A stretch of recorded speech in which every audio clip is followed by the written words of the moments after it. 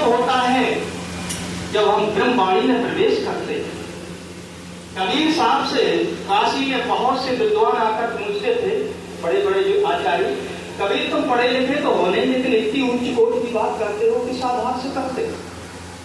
कबीर साहब कहते हैं, तू कहता है कागज लेखी और मैं कहता हूं आखन। हमको जहां तक दर्शा वहां तक का मैंने वर्णन किया। तो मेरे प्यारे सुंदर साथ जी, सप्तलोक से भी आगे कबीर को दिखाई दे रहा है।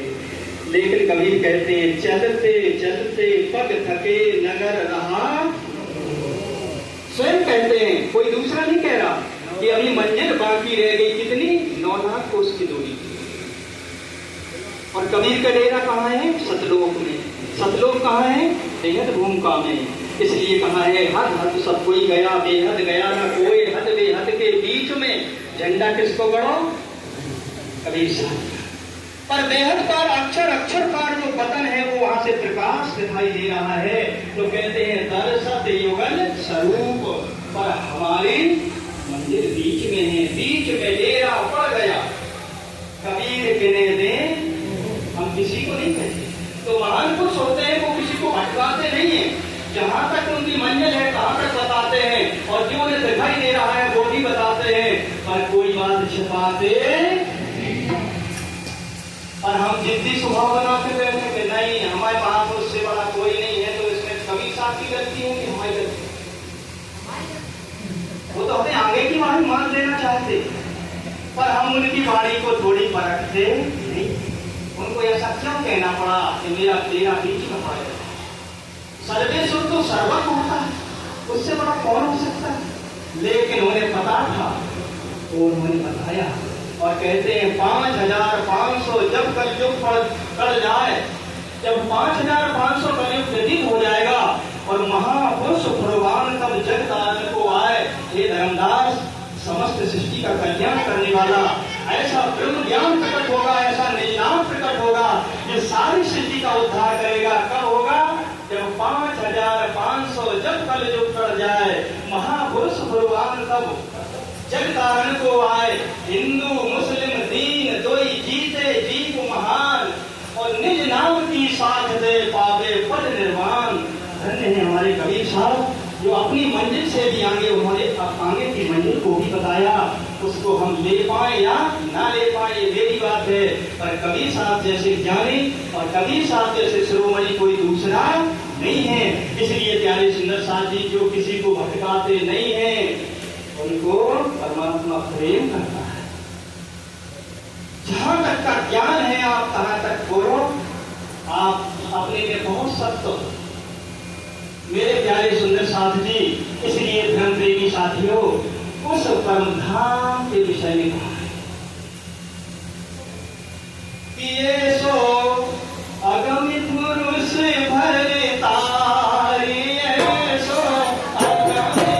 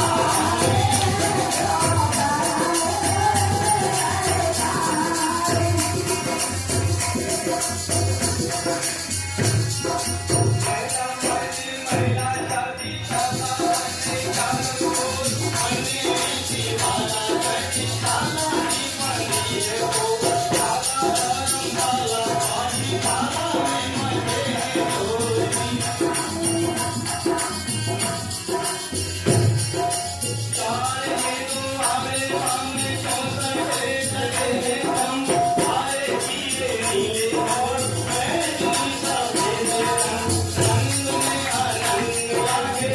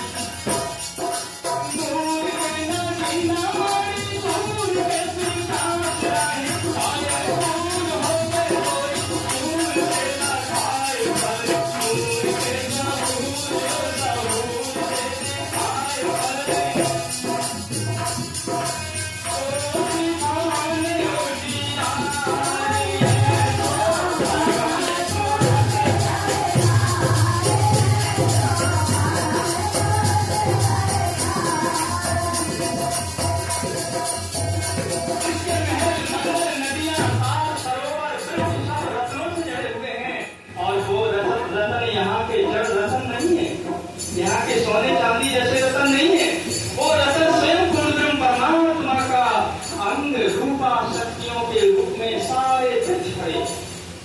स्वयं परमात्मा ही वृक्ष बना है, पहाड़ बना है, नदियां बना है। उसके लिए वेदों ने कहा सर्व फलिदम ब्रह्म, जहाँ ब्रह्म अपने कण कण में रम रहा है, और उस ब्रह्म को कहाँ घटा लिया? झूठे संसार सत्य में होते हुए इसको झूठ में घटाया। और वह ब्रह्म जब अपना सतगुरु बन के यहाँ आया तब हमें ब्रह्म का पता चला। जब ब्रह्म के मार्ग पर चले तब हमारे हृदय में ब्रह्म झांकने लगा। इसके पहले ब्रह्म नहीं था। सतगुरु जब तक नहीं आए तब तक ब्रह्म नहीं था, ये जगह झूठा था। पर कब आया? जब सतगुरु ने यहाँ आकर के उस ब्रह्म को मेरे अंदर बैठाया। तो क्या है? अरे नूर के नगीना मारी, नूर के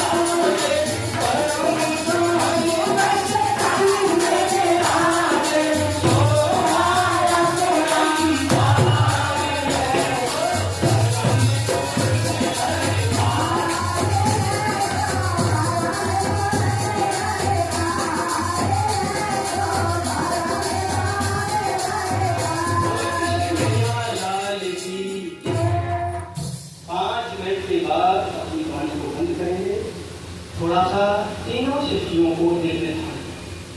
एक होती है जीव सृष्टि। ये जीव सृष्टि कहाँ से पैदा होती है? जो जीव सृष्टि है उसका मूल कहाँ है?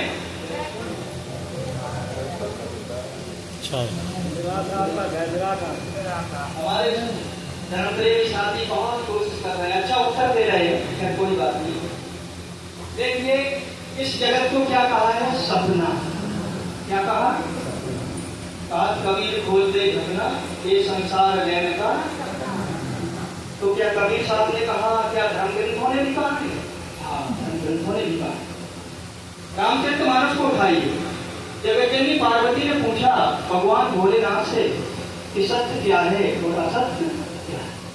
भगवान भोलेनाथ कहते हैं कहूँ उमा में अनुभव अपना। किससे कह रहे? उमा से। कहूँ उमा में अनुभव अपना और सत हरि भजन जगत सब। जितने भी ब्रह्मांड हैं ये सब असत्य है। सत्य कौन है? जो हम जैसे हरि उसका स्मरण करते हैं। क्यों? एक को ब्रह्म द्वितीयाना अस्ति। एक को तो अभी पहचान ही नहीं। एक कौन है? यहाँ तो हरि अनंत हरि कथा। ये कहाँ के हरि हैं? ये माया के ब्रह्म है। ये परमधाम और सतलोक के ब्रह्म नहीं है। यहाँ अनंत क्या माया है, माया का स्वरूप है, और ब्रह्म का स्वरूप एक हो। ब्रह्म द्वितीया नाम, ब्रह्म का स्वरूप तो एक ही है, माया का स्वरूप अनंत है। तो कहा माया ब्रह्म कहो कौन, क्षीर सिंधु वास कौन, 24 अवतार कौन, वेद चार कौन है, क्षर का है देश कौन, अक्षर उपदेश कौन, अक्षर के पार वो निरक्षर देश कौन है, जीव का मुकाम कौन, ईश्वर का धाम कौन, ईश्वर का ईश्वर कौन, पार ब्रह्म कौन है, आदि अंत मध्य कौन, सच्चिदा है नंद कौन, एक के अनेक ग्रंथ एक ब्रह्म कौन है। अनेकों ब्रह्मों के बाद कहीं कोई ब्रह्म परमात्मा का नंबर आता है। अनेकों साहेब उसके नीचे शायरी कर रहे हैं। जैसे एक राष्ट्रपति के नीचे प्रधानमंत्री भी साहेब है, राज्यपाल भी साहेब है, मुख्यमंत्री साहेब है, डीएम साहेब है, डॉक्टर साहेब है, मास्टर साहेब है, ना जाने कितने साहेब किसके नीचे नौकरी कर रहे हैं, एक राष्ट्रपति के नीचे। ऐसे पूर्ण परमात्मा साहेब सबका बाप है, बेटा किसी का, सबको प्रकट करने वाला, सदा रहने वाला, जिसे सनातन कहते हैं। इसलिए सनातन को जिस दिन जान लोगे, इस माया का यदि कोई सनातन रूप है तो उसका नाम है बनना और मिटना। भगवान कृष्ण कहते हैं जिसकी मृत्यु है उसका जन्म निश्चित है, और जिसका जन्म हुआ उसकी मृत्यु निश्चित है। ये माया का रूप है, ये बनता और बिगड़ता है। इसको आज में अध्याय के 16वें श्लोक में कहा, आ ब्रह्म भूमर लोका पुनरावृत्तनु अर्जुन। पर मामू के मेरे को पकड़ते, ब्रह्मा की बनाई हुई है सृष्टि में कोई ऐसा नहीं है जो बनता और बिगड़ता ना हो, पर मामू पे मुझे पकड़ते ही तेरा आवागमन होने वाला, मामू पे तू कौन थे पुनर्जन्म ना विद्यते। मेरे को जिससे आप पकड़ लोगे तत्व से, क्योंकि मैं 3 तत्वों में लीला करता हूँ। कौन? एक क्षर तत्व है, ये प्राइमरी की पढ़ाई है। 14 लोग ब्रह्मांड में लक्ष्मी जी की पूजा करो, संसार का धन प्राप्त करो, और इससे सतलोक और परम धाम का धन मिलने वाला नहीं है। लक्ष्मी जी में ताकत नहीं है जो हमारे आगे के लोगों का धन दे सके। कहाँ का देंगे? झूठे ब्रह्मांड का, झूठी संपत्ति। लेकिन फिर भी दुनिया तो भटकती है दिन रात। अज्ञान पूजा में जब तुम भटक रहे हो तो संतों को तो एक दिन तुम्हारी पीर निकालने के लिए कुछ कहना ही पड़ेगा। भलाई तुम्हें मेरे प्रवचन अच्छे लगे या न लगे, हमें बुलाइयो या न बुलाइयो, क्योंकि कोई भी माता पिता अपने बच्चे में किसी प्रकार का एमाल देखना नहीं चाहता। मेरा बच्चा जुआ खेलने लगे, शराब पीने लगे, कोई माता पिता चाहता, बल्कि कड़ी ताड़ना देता है, घर से निकल जाओ, तुमको कुछ नहीं देंगे, तुम हमारे नहीं हो। ये ताड़ना किसके लिए है? लाइन पर लाने के लिए, भागने के लिए नहीं, लाइन पर लाने। इसलिए संत कभी कभी कड़े शब्दों का प्रयोग भी करते हैं। हर संत की वाणी में तुम्हें मिलेगा, एक संत की वाणी में नहीं, पर माता पिता के प्यार से बढ़कर गुरु की ताड़ना होती है। जिसने स्कूल नहीं छोड़ा, गुरु के डंडे सहे, वो एक दिन महान बनता है। और जब स्कूल में गुरु जी से डर के भाग के घर आता है, वो अपने जीवन में कभी सुख पाता नहीं। इसलिए सत्य बहुत कड़वा होता है। यदि सत्य आपको सहन हो जाए तो आप महान बन जाओगे। तो भगवान कृष्ण क्या कहते हैं? आप ब्रह्म भूमर लोका पुनरावृत्तनु अर्जुन, मामू पे तू कौन थे पुनर्जन्म न विद्यते। इसी के ऊपर 15वें श्लोक में लिखते हैं, मामू पे तू कौन थे दुःखालयम शाश्वतम। हे पाठ, मेरे को पकड़ते ही शाश्वत अखंड धाम को प्राप्त होता है। तो कहते हैं मेरे को तत्व से जानो। तो एक उनका है क्षर तत्व, जिसे कहते हैं माया तत्व, नाशवान तत्व, जो बनता और बिगड़ता है। एक है आपके क्षर, आ माने नहीं, क्षर माने नाश, इसका नाश नहीं होता है। वो अक्षर तत्व है। अक्षर में कोई चीज पहुंच तो जाती है, बन जाती है, पर बिगड़ती नहीं है। पर यहाँ जो आया है सो जाएगा। जो हमारा शरीर यहाँ बनता है, हम आते हैं तो हमको एक दिन बिगड़ना भी पड़ता है, पर वहाँ बेहद में बन तो जाती है पर बिगड़ती नहीं है। और कभी कभी बेहद से हमें वहाँ शराब भी लगता है, तो शराब के कारण जगत में आना भी पड़ता है। लेकिन इस हद बेहद अक्षर अक्षर के परे वो परम धाम है जहाँ पर ना कुछ बनता है और ना बिगड़ता है। वहाँ जाने पर हे अर्जुन ना तद्भासते सूर्यो ना शशांको ना पावका यदि बत्वा ना निवर्तन्ते। वहाँ जाने पर इस दुखमय जगत में नहीं आना पड़ता है। हमारे मास्टर साहब इतने एक्सपर्ट हैं क्योंकि गीता पढ़ते हैं और पढ़ने वाले को ज्यादा समझाने की जरूरत नहीं होती है, उससे टच हो जाती है बात। लेकिन आप लोगों को थोड़ी कोशिश करना पड़ेगा। क्या कहा उन्होंने कि यद तत्वा वहां पहुंचने पर, मेरे धाम में पहुंचने पर ना निवर्तन से कभी दुखमय जगत में आना नहीं पड़ता है। तद्धाम परमम मम, वह मेरा परम धाम है जहाँ जाने पर कभी दुखमय जगत में आना नहीं पड़ता है। इसलिए एक हमारी जीव आत्मा होती है जो जन्मती और मरती है, और जीव आत्मा का क्षेत्र छोटा मोटा नहीं है। जैसे हमने पूछा था कि जीव की उत्पत्ति कहाँ से हुई है, तो आप लोग नहीं बता दें कि अगले मीटिंग में बता दें, अभी बता दें कि अगली मीटिंग में बता दें, सत्य नहीं चाहते तो ध्यान से सुन। आत्मा जीव का बेगरा ज्यों सूरज दृष्टे रात, जीव का घर नींद में और आत्मा घर साक्षात। आत्मा साक्षात परमधाम में परमात्मा का अंग है। और जीव कहाँ से होते हैं, नींद से। जब नींद आती है तो क्या बनता है, सपना। जब सपना बनता है तो सपने में हम 1 घंटे में बहुत दूर दूर की यात्रा करते हैं। तो सपना किनको हुआ, सपने का स्वरूप कौन है। सबसे पहले जब ब्रह्मांड बना तो पहला पुरुष हुआ आदि नारायण। कौन हुआ, आदि नारायण।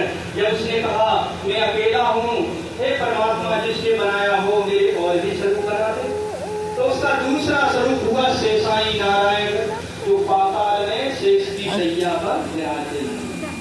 हमें सपने की जीव शक्ति की उत्पत्ति बता रहा हूँ। और यही शेषाई नारायण की नाभि कमल से ब्रह्मा और विष्णु और महेश की उत्पत्ति। ये है तुम्हारी स्थूल सृष्टि। और कबीर साहब ने बताया सूक्ष्म सृष्टि। जैसे हमारा स्थूल शरीर है, इसके अंदर सूक्ष्म शरीर है, तो सूक्ष्म शरीर भी निरंजन और अष्टांगिनी के द्वारा ब्रह्मा विष्णु महेश की उत्पत्ति है। इसके ऊपर है कारण सृष्टि। कारण सृष्टि गौरव धाम से हुई है, जिसके लिए भागवत में पहला श्लोक कहता है सच्चिदानंद रूपाय विश्वोत्पत्त्यादि देखते। विश्व ब्रह्मांडों को उत्पन्न करने वाला एक सच्चिदानंद स्वरूप है। वो ताप त्रय विनाशाय, तीनों प्रकार के तापों को मिटाने वाला, उसका नाम क्या है, श्री कृष्णाय वयम नमः। ये कारण सृष्टि है। और इसके ऊपर है महाकारण सृष्टि, जिसको कहते हैं ब्रह्मात्मा। विषय थोड़ा कठिन है लेकिन मैं सरल करके आपको बोल रहा हूं। इसके ऊपर ब्रह्मात्मा है, वो है परम धाम की सृष्टि। परम धाम की ब्रह्मात्माएं कभी इस जगत में आती नहीं है। इसलिए परम धाम में अपने धनी के पास बैठी हुई भी अपनी स्वता के द्वारा इस जगत में किसी जीव पर बैठी है। परम धाम को ना देख करके उस जीव पर बैठ करके इस झूठे जगत को देख रही हैं और अपने धनी को खोज रही हैं। तो ये तीनों सृष्टियों के 3 मालिक हैं।